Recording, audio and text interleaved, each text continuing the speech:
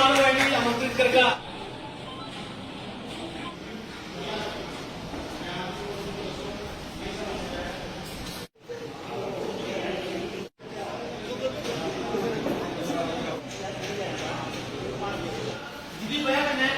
ਜਿਹੜਾ ਇੱਕ ਜੀਵਨ ਹੈ ਕਾਫੀ ਇੰਡੀਆ ਦੀਆਂ ਦਿੱਕਤਾਂ ਪੰਕੇ ਨਾਲ ਅਟੈਂਡ ਕੀਤਾ ਹੈ ਕਿ ਯਾਰ ਅਗਰ ਕੋਈ ਵਿਗਿਆਨ ਬੰਦਾ ਸਾਡੇ ਅਜੀਜ਼ ਨੇ ਸਾਡੇ ਆਪਣੇ ਨੇ ਤਾਂ ਸਾਨੂੰ ਗਰਵ ਕਰਨਾ ਉਹਦੇ ਲੋਕਾਂ ਦੇ ਕਰਨਾ ਕਦਰ ਕਰਨਾ ਲਾਈਏ ਚੱਲਣਾ ਚਾਹੀਦਾ। ਇੱਕ ਸਮਾਜਿਕ ਕਾਰਜਕਰਤਾ ਔਰ ਇੱਕ ਸੋਸ਼ਲ ਐਕਟਿਵਿਸਟ ਹੋਣ ਦੇ ਨਾਤੇ ਮੇਰਾ ਇੰਡੀਵਿਜੂਅਲ ਤੌਰ ਦੇ ਉੱਪਰ एक चेंज मेकर बनाने का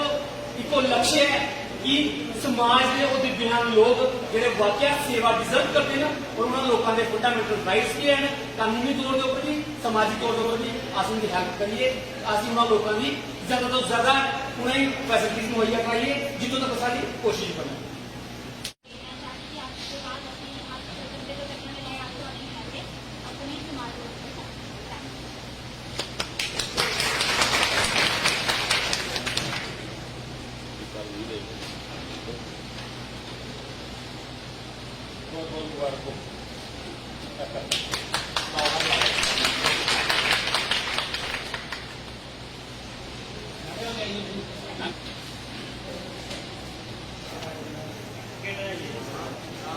कठुआ दी हाँ नगरी दी मैं भी बेसिकली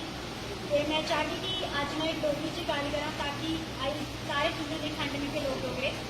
तो पहले तो मैं बहुत शुक्रगुजार हाँ कि कठुआ च भी ये इनिशिएटिव का सोचा चेंज मेकर्स आए। चेंज मेकर्स अपना बहुत बड़ा एक मतलब है सोचा चाहते चेंज मेकर्स असं किसी का बदलाव लाने ही सोचते पर सब तो पहले सू यह बदलाव लिया होना कि असं किसी की डिसेबल की खास करके स्पैशली एबल आदमी या किसी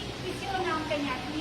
वो बेटर है कि जो माँ प्यो ने नाम दिता है वो कन्नू से लाचे क्योंकि उन्होंने पहचान है। अगर असं नॉर्मल इंसान की निकी जियां कोई ऋतिक आखता है उसकी जो डिसेबल है उसकी असं हैंडीकैप या उसकी क्या आखने की ऑटिज्म है उसकी डाउन सिंड्रोम है असं वो चीज़ा ना काउंट करते उसकी ना तौर पर जो मेरी ऑर्गेनाइजेशन बिलक में वो इन्हीं लोगों का काम करने होने पिछले 9 साल तो काम करते आ रहे हैं और कठुआ भी असं काम करने अगर कल भी चेंज मेकर से भी सारी कोई हेल्प की जरूरत होती है या कोई भी सपोर्ट की जरूरत है अपनी हर टाइम को दोस्त ने तुझे सुनाया सारा कुछ कि यूरिया नहीं जरूरी है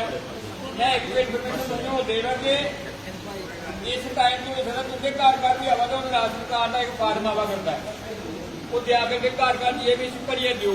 बिजली बिल दो पानी बिल दो ये दो वो दो वो सारा कालम भी है भाई डिसेबल पर्सन है जो वो अपना परसेंटेज लिखा है सर्टिफिकेट करने का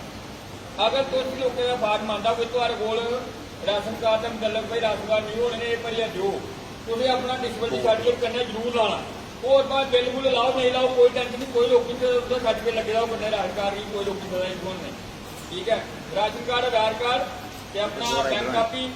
जो भी है गैस कनेक्शन जो भी लिख रहे हो दो सारा कुछ अपना सर्टिफिकेट जरूर लाना पैना। बाकी मैं चीज मेकर जी आई संस्था बनी अज असें बड़ी खुशी है कि एक स्टेक होल्डर सारे होर बधी है जोड़ा कि तुम लोगों की सेवा करो।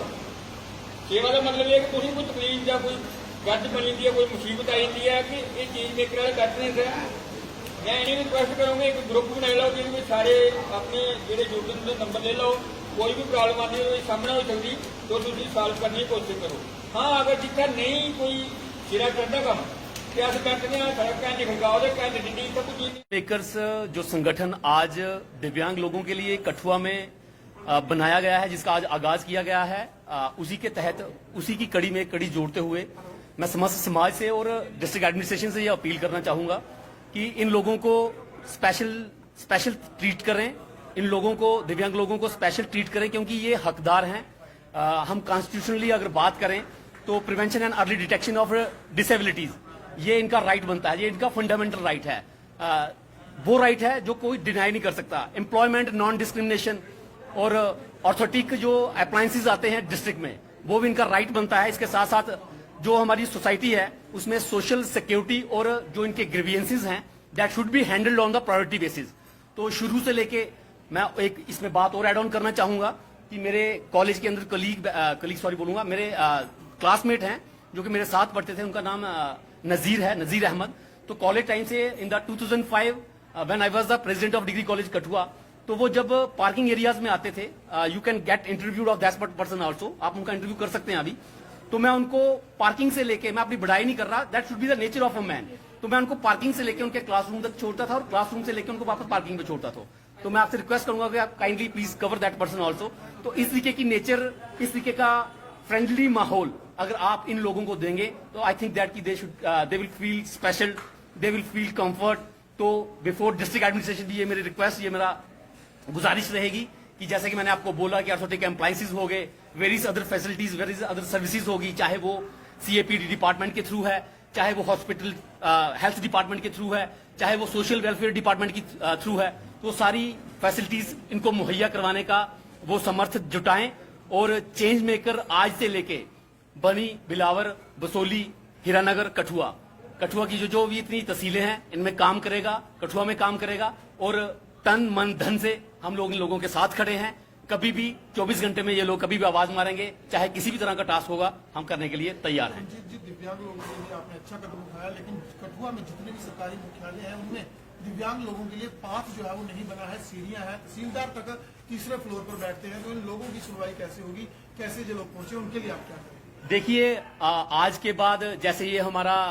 यूनिट रजिस्टर्ड होता है विद द डिस्ट्रिक्ट एडमिनिस्ट्रेशन, तो हम डिस्ट्रिक्ट डिप्टी कमिश्नर कठुआ को एक मेमोरेंडम देंगे कि जो भी दिव्यांग लोग आते हैं, जो अपना सरकारी दफ्तरों में, जहां जो गवर्नमेंट प्रमाइसिस में विजिट करते हैं, उनके लिए एक जो काउंटर है वो अलग से खोला जाए, जहां तो उनको, जैसे कि सेवरल फैसिलिटीज आज की डेट में आप भी सुन रहे होंगे ऑनलाइन हो रही हैं या डिजिटलाइजेशन हो रही है आहिस्ता आहिस्ता। हम कोशिश करेंगे कि इनकी जो सर्विसेज हैं, जो इनको रिड्रेसल है, वो इनका ऑनलाइन पोर्टल के थ्रू हो, नहीं तो इनके लिए कोई ग्राउंड फ्लोर पे ही या फिर वैसी कोई फैसिलिटीज इनके लिए अवेलेबल करवाई जाए, मुहैया करवाई जाए, जिससे इनकी जो मुश्किलातें हैं वो कम हो। जी, अगर जो छोटी छोटी चेंजेस जो होती हैं वो एक दूसरे के सपोर्ट से होती हैं। अब जैसे कि आप देख रहे हो ये संगठन बन गया है, तो हमारा जो सबसे पहला जो सबसे इम्पोर्टेंट मकसद है वो यही है कि हम लोगों में अवेयरनेस क्रिएट करें। जैसे आप देख रहे हो कि हमारे यहाँ के लोकल्स जो हैं, कोई डीसी ऑफिस भाग रहा है, किसी को अवेयरनेस नहीं है, वो तहसीलदार ऑफिस के पास जा रहा है, हर जगह जा रहे हैं, कहीं पे भी जा रहे हैं, पर उनको एक चैनल, प्रॉपर चैनल पता ही नहीं है। तो मेन हम लोग जो है वो हम इसमें यही करेंगे कि हम इनकी बैकबोन बनेंगे, हम इनके लिए काम करेंगे, ये डायरेक्ट हमें अप्रोच करें, हम इनकी आगे जो भी ग्रीवियंसेस हैं वो आगे लेके जाएंगे। Thank you.